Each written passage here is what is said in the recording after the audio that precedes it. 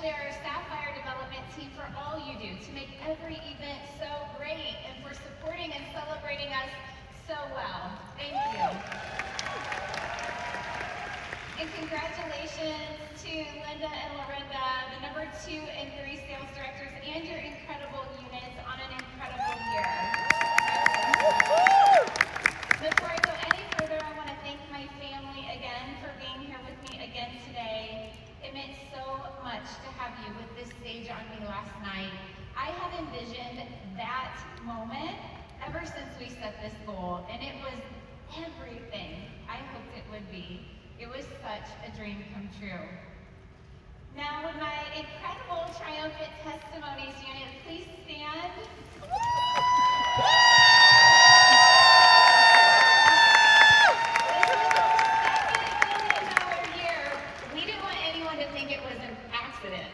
Right, the first time? Okay. Well, this year we broke every record we had ever set in our 24 years as a unit, and every woman standing and the rest of our unit across 28 states played a part. They love this company, and they love Mary Kay products. They love their customers and serve them well. They love each other, and I am so blessed that they love me too.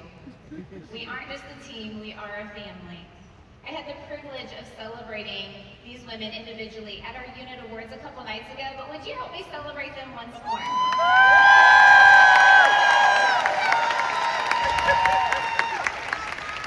We saw smoke across the stage this morning with letters that spelled out triumphant.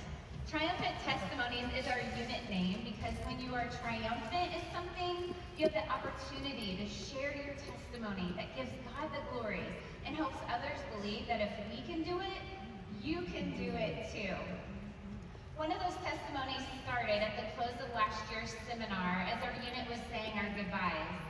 We had been number 4 the past 2 years, and I said, next year, we will finish top 3. Well, Heather Millette looked at me and said, no, I think we can be number 1. Heather, thank you for seeing something I couldn't yet see myself. I believe that God used you to plant a seed of belief in my heart in that very moment. Throughout the year, God kept placing reminders in front of me. One of those reminders came on the top director trip in Prague. So Mary Kay hosted a beautiful medieval dinner for the prestige sales directors in the St. Agnes Convent. And during the production, the cast randomly selected me from the audience and brought me on the stage with them. They draped, get this, a royal robe on my shoulders, set a crown on my head, surrounded me with knights, then took my hand and led me to be seated in the Queen's chair for the rest of the night. I didn't understand a thing they were saying because they were speaking Czech. What I did understand was that God was giving me a glimpse of what He had in store for the year ahead.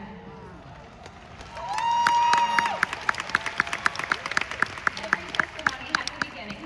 Mine started with a phone call. My aunt called me out of the blue on the last day of September in 1997 to say she had started Mary Kay and thought it would be something I would like. I was 18 years old, newly married, in a new city, and had a new baby. I still remember the 3 things she shared that stood out to me the most. First, she shared Mary Kay is built on putting God first, family second, and career third. Second, it was flexible. My daughter McKaylee was 3 months old, and my husband managed a buckle store, so flexibility was a must. And third, I could make extra money to play in makeup. Like, I felt like this business was made for me. We heard the caboodle story last night, right? We were living on a very tight budget, but Mary Kay helped when the car broke down and we wanted to take a trip. It gave me something that every new mom needs, adult conversation.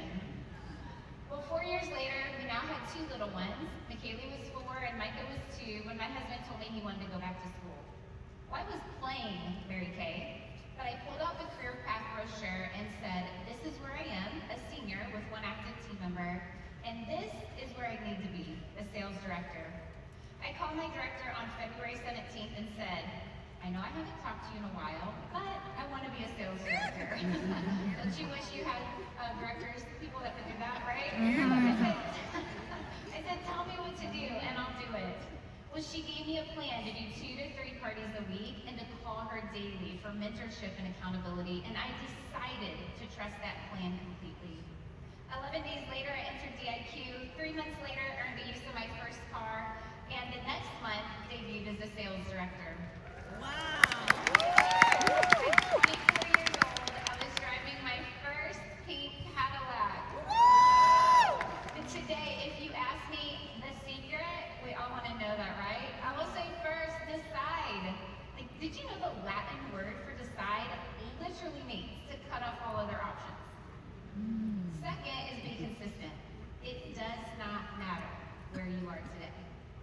What matters is your decision followed by consistency. Now, my husband never went back to school, but I thought, well, God always has a bigger plan. And 8 years later, my kids were 12 and 14, I became a single mom. I filed for divorce the day my husband was arrested for domestic violence against me. The flexibility of my Mary Kay business allowed me to cry it out, pray it out, and then shift my focus to someone else.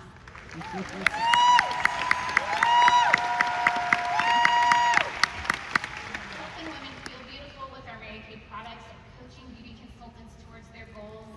I clung to Philippians 4:13. I can do all things through Christ who gives me strength. When trials come, and they will, don't tell everyone.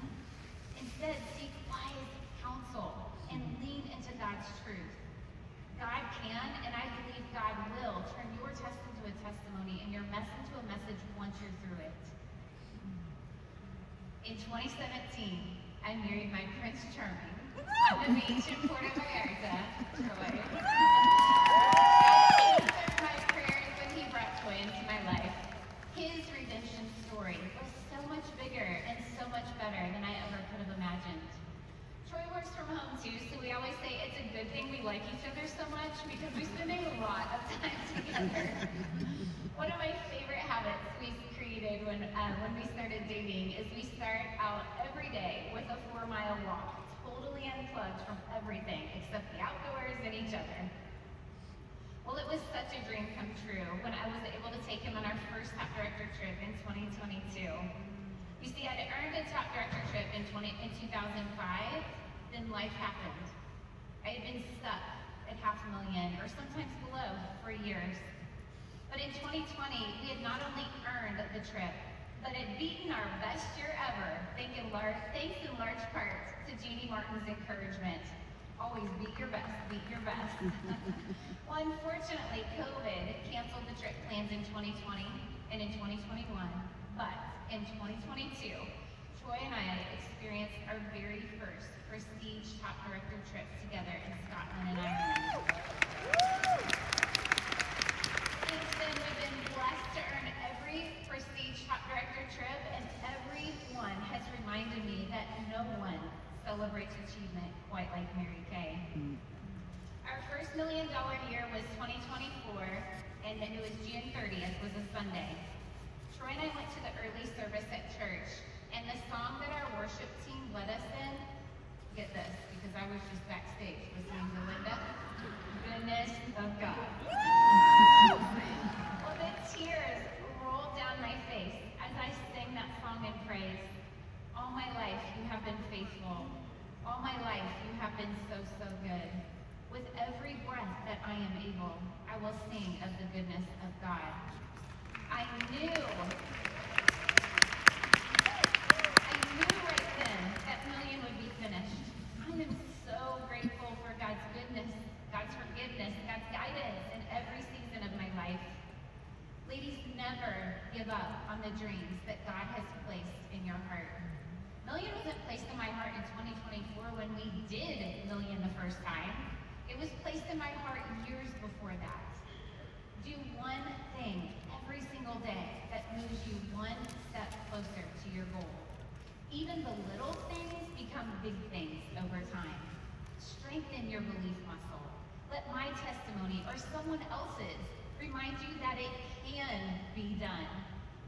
Every obstacle you overcome, every goal you reach, every time you stretch a little further than before, belief muscle grows stronger for the next goal. I came across a podcast in early June titled, I Know God Can, I Know God Will, but I Don't Know How. What? In June?